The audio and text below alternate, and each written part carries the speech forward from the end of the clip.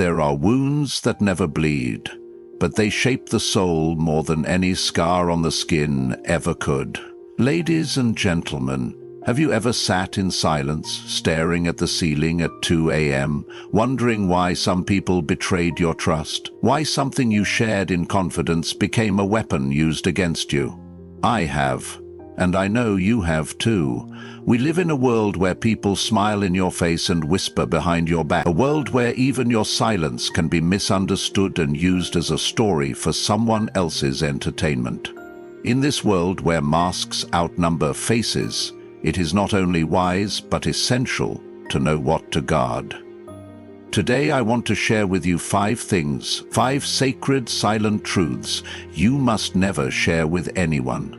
Not out of fear, not out of distrust, but out of wisdom. Because once something leaves your lips, it belongs no longer to you. Number 1. Your deepest pain. There are certain places within the soul where even light hesitates to enter. These places are carved not by joy, but by pain. By wounds so personal, so profound, that even language seems too crude to carry their weight. Your deepest pain is not something the world needs to see. It is not a spectacle. It is not a story for anyone else to interpret or a confession to earn sympathy. In silence, it breathes. In solitude, it strengthens. And only in understanding that silence does it begin to shape the very core of who you are. To speak of it loosely is to tear open the scar before it has learned to heal. When you share your deepest pain with others, you place it into hands that may not be able to hold it with the care it deserves. Not everyone has the capacity to understand what you've endured. Some will pretend, nodding with rehearsed empathy, while inside they are curious, indifferent, or even secretly pleased that you too have suffered. And if they don't understand it, they can't protect it. Worse, some will use it. They will repeat it, bend it, inject it into conversations, as casual anecdotes or worse, judgments. What was sacred becomes trivial. What was healing becomes shame. Your pain, once spoken in trust, can quickly become currency in someone else's shallow world. We must realize that our wounds are sacred, because they are where our soul was forced to grow. Your pain is not a performance. It is a private battle that shaped your wisdom, your resilience, your compassion. It is yours. Not for validation, not for approval, and certainly not for pity. Stoicism teaches us not to suppress pain, but to own it fully and hold it close, not because we are hiding, but because we are honoring it. Sharing it with everyone would be like giving strangers a map to the most vulnerable places in your heart, hoping they won't walk over it with muddy feet. There is also a quiet dignity in bearing pain with grace, not silence born from fear, but from strength. There is something deeply noble about the man or woman who carries their sorrow like a stone in the pocket, always there, always heavy, but not something that needs to be shown to understand its weight. You can see it in the eyes of those who have suffered greatly. They do not shout about it. They do not wear it on their sleeves, and yet their presence speaks louder than any story ever could. It tells of battles fought alone, of nights endured in silence, of pain that became power. Many believe that opening up is a sign of bravery, and sometimes it is. But true courage is knowing when not to speak. It is having the strength to carry something so deeply cutting, yet choosing not to cast it into the wind for others to judge. That is not weakness. That is mastery. That is sovereignty over your own soul. Your deepest pain is the forge that has shaped the steel in your spine, the gentleness in your voice, the sharpness in your eyes. It deserves reverence, not exposure. So let it remain yours. Let it be a quiet fire that warms your spirit on the coldest days. You don't need to prove how far you've come by explaining how dark it was. You are still here. That is proof enough. What you've endured is etched in the way you walk, the way you speak, the way you love, the way you pause.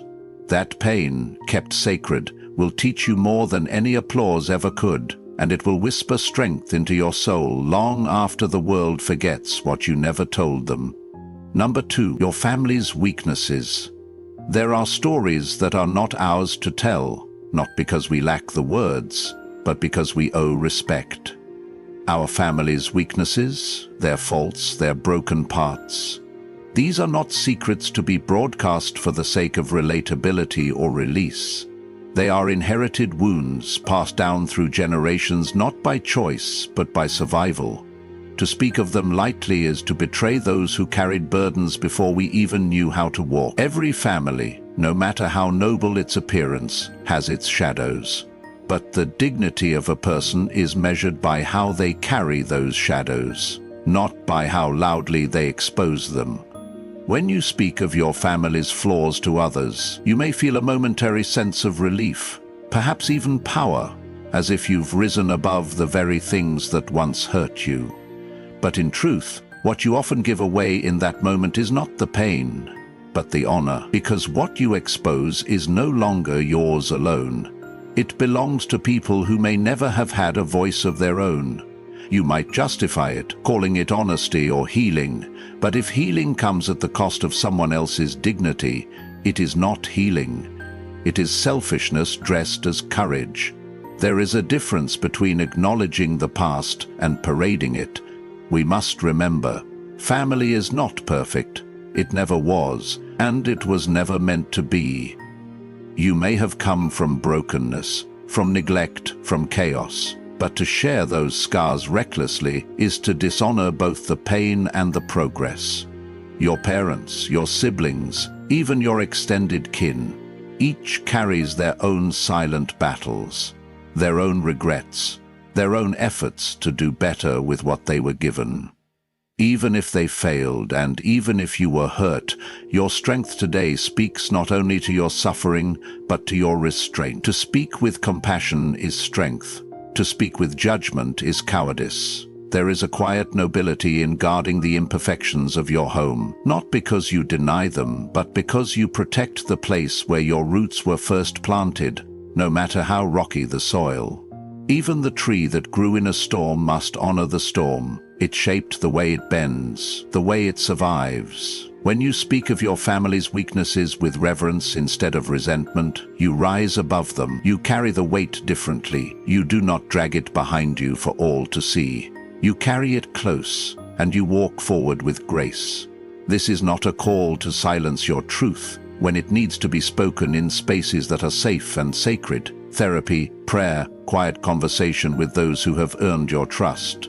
But the world does not deserve your family's bare bones. Social gatherings, casual conversations, or social media posts are not altars of truth. They are arenas, and in those arenas, your family's brokenness becomes someone else's story to repeat, misinterpret, or mock. Choose better. Speak wiser. Protecting your family's weaknesses does not mean excusing them. It means refusing to turn pain into performance. It means understanding that love sometimes looks like silence, like walking away without slamming the door, like healing without humiliating. And perhaps, when all is said and done, you will not only have broken the cycle, but done so with grace, not bitterness. Because silence, when chosen with wisdom, can be the loudest declaration of strength. Number 3, your next move. There is a sacred power in the unseen. In a world obsessed with attention, validation, and immediate applause, to remain quiet about your next move is not just discipline, it is mastery. When you keep your plans to yourself, you protect not only your vision, but your energy. Because the moment you speak your intentions aloud, you invite noise, opinions, doubt, envy, distraction. And not all of it comes in the form of open criticism. Some of it hides behind smiles and subtle sabotage. When you speak too soon, you scatter the focus that should be feeding your growth. Every idea is born fragile. Every goal, in its early stages, is soft and uncertain. It needs protection like a seed needs soil, not exposure. When you share your next move prematurely, you risk placing it in hands that don't understand it. Or worse, hands that fear what you might become if you succeed. People can't destroy what they don't know. But the moment they do, you hand them power. Power to influence your direction, to cloud your confidence, to undermine your path. That is a risk you cannot afford, especially when your journey is still taking shape. There's a silence that isn't empty. It's full of momentum. Those who truly achieve don't talk, they do. They let results speak in thunder, while they themselves remain still like stone. You must understand, silence is not passivity, it is precision. It is the quiet gathering of strength before a storm. It is knowing that when you plant your feet and move in silence, no one can prepare for your arrival. No one can stand in your way, because no one knows which direction you're coming from. Some will try to pull your plans from you under the mask of concern. What are you working on? They'll ask with soft eyes. But not every question deserves an answer. Not every curious ear deserves insight into your next chapter. People may cheer for your dreams with their mouths, but inside they may fear your transformation. When you grow, you change the dynamic, and those who were comfortable with your limitations won't always celebrate your expansion. So don't announce your evolution, just become. There's a kind of freedom in keeping your next move private. It allows you to change direction without explanation, to fail in peace, to adjust without judgment. You are no longer performing, you are progressing. And in that quiet space you build with pure intent, without the pressure of expectation or the noise of commentary. You move for yourself, not for the applause, and in doing so, your actions become rooted, unshakable, real. Let them wonder, let them assume, let them misread your silence, because when the time is right, they won't see a plan, they'll see a result. And by then it will be too late for doubt, too late for envy, too late for interference. You will have already arrived. Let your next move be a quiet promise to yourself, kept sacred in the space where only you can hear it. Speak less, move more, and let your silence become the roar that no one saw coming. Number 4. Your acts of kindness. There is a kind of kindness that moves like wind, silent, unseen, but deeply felt. It doesn't announce itself. It doesn't ask to be noticed. It simply is. That kind of kindness, pure, unrecorded, unspoken, is the most powerful of all. When you speak of your good deeds, when you repeat the moments where you gave, saved, or sacrificed, the act itself begins to lose its soul. It shifts from compassion to transaction, from selflessness to performance. And suddenly it's no longer about the person you helped, it's about you. True kindness doesn't crave attention. It doesn't seek validation. It flows from a place within that knows what it's like to be broken, to be in need, to feel unseen. When you help from that place, there's no pride involved, only presence. But when you talk about it, especially to those who weren't there, it becomes a story, and every time you retell it, it loses a little more of its purity. It becomes something else, something smaller, something hollow. Stoicism teaches us that virtue is its own reward, that what we do in silence, especially when it costs us something, is far greater than anything we do to be praised. Many people do good only so they can say they did. They'll buy food for a stranger and post it. They'll lend money and remind you. They'll donate and expect gratitude. But that's not kindness, it's currency. And when kindness becomes a currency, it no longer heals. It buys guilt. It buys attention, it buys applause, but it doesn't give. Real giving comes from a place that expects nothing in return, not thanks, not recognition, not even remembrance. You give because you remember what it was like to need. You give because it's who you are. There's also something deeply sacred about the good you do when no one is watching. It builds you, it refines your soul, it gives weight to your presence. You walk differently when your heart has been used to heal. Not loudly, but with quiet strength. People may not know why, but they feel it. That gentleness, that integrity, that grace, it's not built by applause. It's built by every silent act of love that no one ever hears about. Every time you chose compassion when you could have turned away. Every time you forgave when you had every reason not to. That's what shapes you. And if you're tempted to speak of what you've done, ask yourself this: who is it for? Is it for the one you helped? Or is it for the image of yourself you want others to admire? If the story serves only your ego, let it die in your chest. The world has enough noise.